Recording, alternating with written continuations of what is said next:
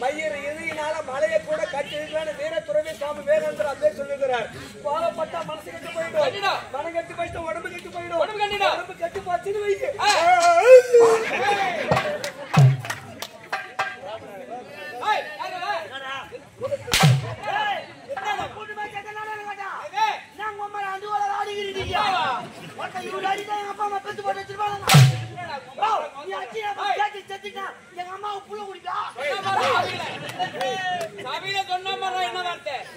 பேசுறது முக்கியம் ராஜா.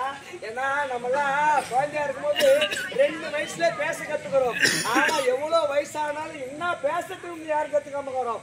டேய் தெளிவா சொல்லுடா, பொய்சி பொய்யா. நான் செத்துட்டா எங்க அம்மா வீடு புள்ளியா வருவான்னு கேளு. புள்ள கொடுப்பனக்கா என்ன அர்த்தம்?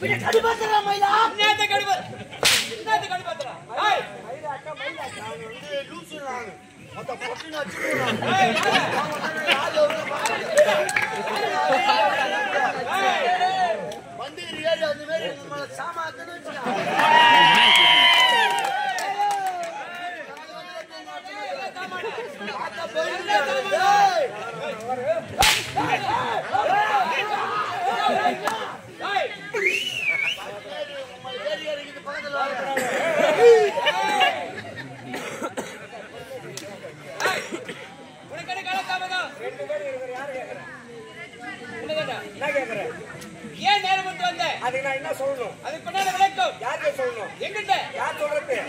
யார் கேக்குறது? நானே. கேளு கேளு. என்ன காலதாமதம் அப்படி நீங்க கேக்குறீங்க? ஆமா. யாரை கேக்குற?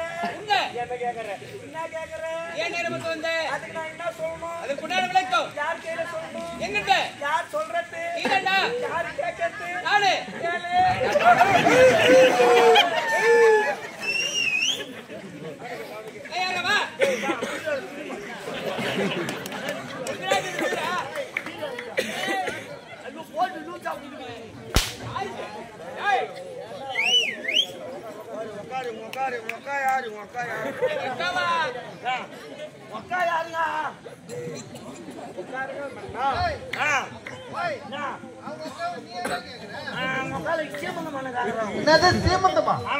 புட்டு கொடுப்பாங்களா? யார் உட்கார வச்சா கொடுப்பாங்க? அதுக்கு போய் உமால போய் உட்கார வையா. யாரு இது?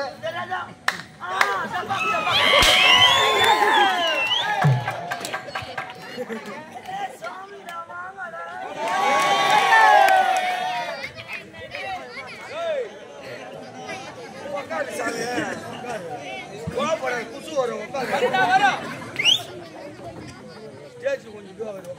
உனக்கு என்ன நேரம் சொல்லு.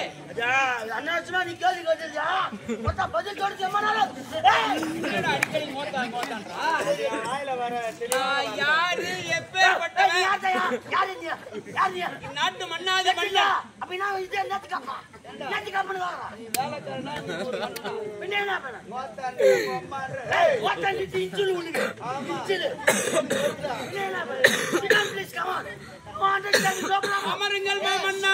அமருங்கள் மாமா மன்னா. மாமா மன்னா. அதே மன்னருக்கெல்லாம் மன்னர் மாமா மன்னர். மன்னவரே மன்னவரே மன்னவாரி. மன்னவாரி. நானே மன்னவாரி சொல்றேன். எங்க இருக்கணுமோ அது அது அங்கங்க இருக்கணும். அதானே என்னத்த அதானே நோதானே இன்னைக்கு நான் போயிட்டா யாரு யாரு பையா மச்சான் அவன சொல்லுங்க. சரி சொல்லு. சாமி அண்ணாச்சுமா நீ கேள்வி கேட்டுறா. அது கேள்வி கேட்கறது ஈஸி. ஆனா பதில் சொல்றதா எவ்வளவு கஷ்டம் தெரியுமா? அதுக்கு மாறா இப்ப நான் கேள்வி கேட்கறேன், நீ பதில் சொல்லு. அதாவது மன்னா நீங்க யாரா இருந்தாலும் எங்க கூட வேலைக்கார பசங்க நீங்க கேள்வி கேட்கறீங்க. கேள்விக்குண்டான பதில் ஒழுங்கா சொன்னாலும் அதுக்குதான் போறீங்க. முதற்கமா பேசினா அதுக்குதான் போறீங்க.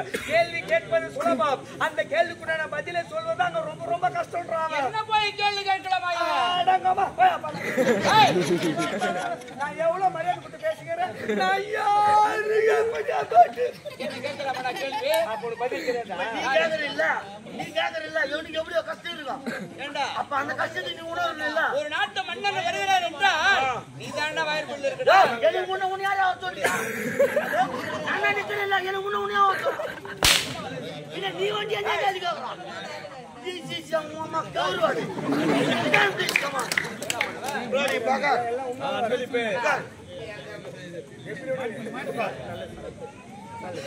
சொல்லு. அப்படி சிஷியனுக்கு நான் உனக்கு சாமி இப்ப நான் கேள்வி கேட்டு நீ பதில் சொல்லு. கேள்வி கேட்க போறியா? ஆமா. சரி, ஆசைப்பட்டுட்டு என்ன கேள்வி கேட்கணும்? சரி, கேள்றேன். கேளு. 29 மா வரணும். 29 மா வரணும். ஆனா பதிலும் விளக்கமும் பொருளும் அதுலயே அடங்கிரும். அதுலயே அடங்கி இருக்கணும். ஆமா. சரி, கேள்றேன். எவ்வளவு? 29 மா. 29 மா. இப்ப வீட்டுல நீ இருக்கிற. ஆமாடா. வீட்டுல அவங்க பொண்டாட்டிக்கிறாங்க. கணவன் மனைவி இருவரும் இருக்கிறோம். 2 பேரும் கணவன் மணி இருக்கிறீங்கன்னு வச்சுக்கோ. ஆமா. 3 வேளை சாப்பாடு சாப்பிடுங்க.